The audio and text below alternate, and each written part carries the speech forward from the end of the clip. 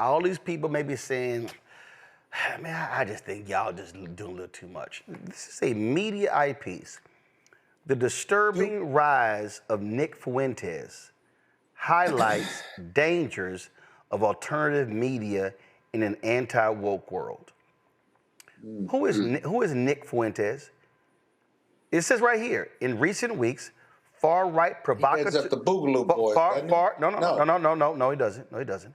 Far-right provocateur and white nationalist leader Nick Fuentes has been receiving accolades from many of his fellow pro-MAGA travelers for his ongoing feuds with the likes of Tucker Carlson and Candace Owens, as well as for his vicious anti-Israel rhetoric. Now, Glenn Greenwald, fierce critic of Israel, so-called progressive, heaped praise on Fuentes in mid-August, saying, quote, he is, quote, spectacularly talented.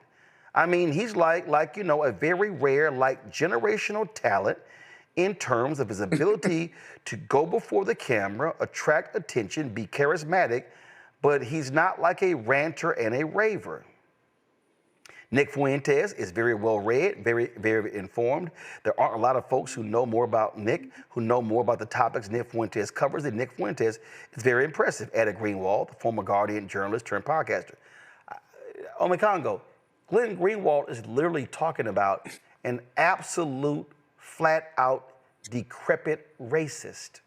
Look at this here. Yes. Vincent Oshana, a co-host on Patrick Bet-David's popular podcast, offered a similar take, agreeing that Fuentes is on a, quote, generational run. He added, and right now, I don't care what anybody says, he is freaking on fire. Bet-David also said he would be open to having Fuentes on his show, which would give him access to his massive audience and potentially bring him into their ecosystem.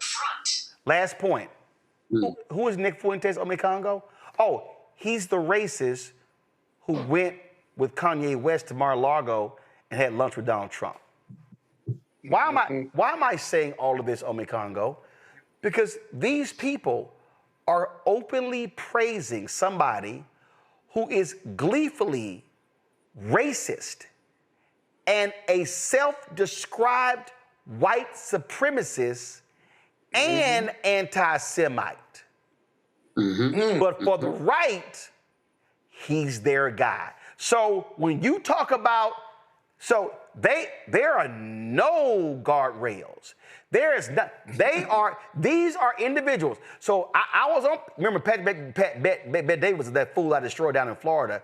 So he's saying, "Oh, I will gladly put on this nasty, despicable racist on my show." Wow. Wow. I wouldn't even be surprised if Gavin Newsom had him on his podcast, because he's trying to reach out to these guys as well. And let's be mindful of the fact Greg Gutfield, remember, he was on Fox talking about we need to make Nazi the new N-word for us, and laughing at it like it was a joke. They want to desensitize it all, and they were like, "Oh, what's up, my Nazi?" Like they said, he said we should do it like the blacks use the N-word.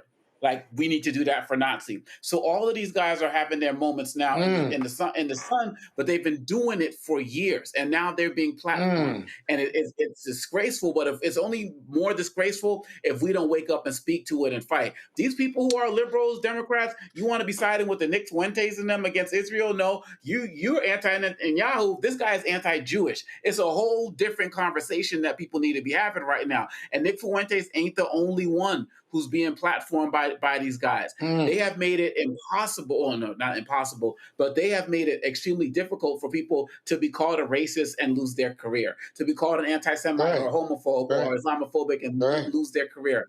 They're getting paid. Some of us, I'm sure, saw that Mediaite Jubilee clip where they had like 20 young people who are just like Nick Fuentes, and now they're being platformed as well. This is America right now. For people who think that the youth are going to save us, the youth aren't going to save us if youth like this keep getting platformed. And we're not doing enough to uplift the people who are their age and similar or younger who are fighting this. And that needs to happen right now because people just think, oh, the youth are going to come and there are young people out there who are doing this work, No, but these guys are having a platform and they are all across the country I'm yeah. teaching on college campuses. They are emboldened right now. Look, last thing I'll say, in one of the high schools I work at, there was a girl who said, oh, yeah, a white girl said to a black girl, oh, Trump got reelected. Now I can actually shoot you now in the middle of Fifth Avenue and nothing's going to happen to me. Like, this is happening in our schools. Yes. I know a 8-year-old who a girl said, oh, Trump is now in office. You better run. They're going to enslave you. So, and I know I said lastly, this is actually lastly. And now You try and close like a Baptist preacher. Come on now. To create racist literature to put in our schools for the founding of America's 250th year anniversary. So I'm gonna read this here. I just want y'all to understand. Again, when you see the open embracing of a violent racist, understand they are mainstreaming him, and that's what they're doing. Like they mainstream and accepted and glossed over Trump's bigotry. This is what this Mediaite story says. Past action taken against Fuentes for his bigotry has now led many to embrace him, particularly as anti-woke sentiment permeates every corner of the MAGA base. Bet David pushed Oshana on why he's embracing Fuentes now, and he replied, quote, you know what it is? Because, okay, name the person that can't even be on YouTube.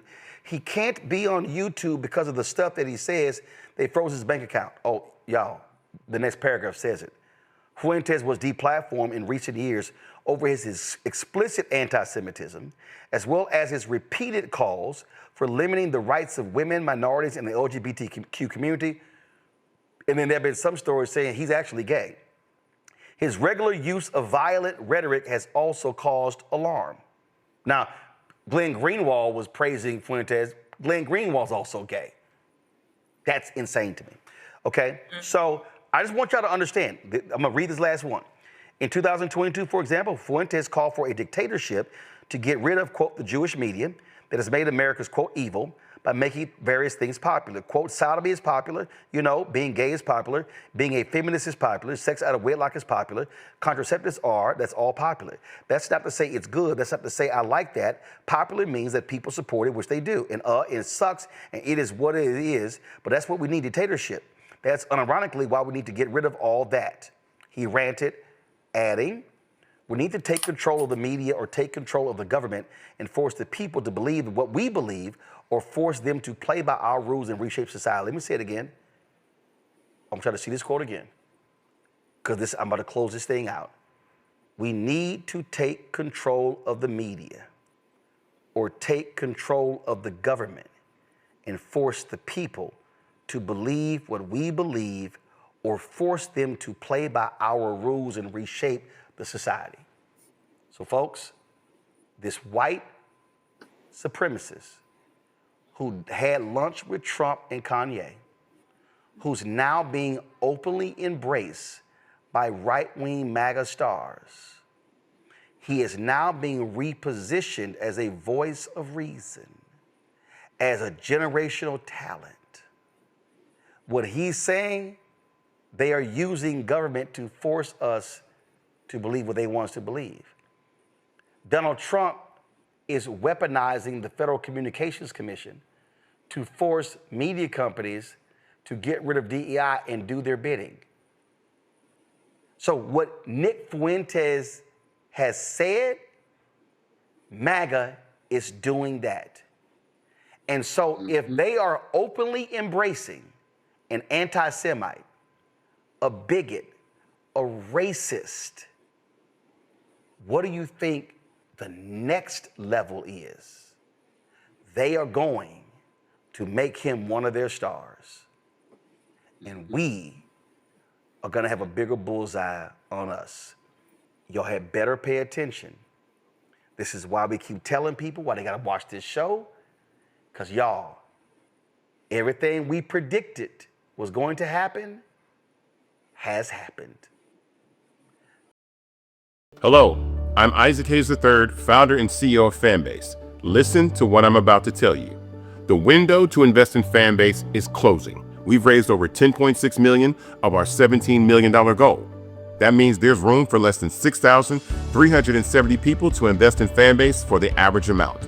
The minimum to invest in Fanbase right now is $399.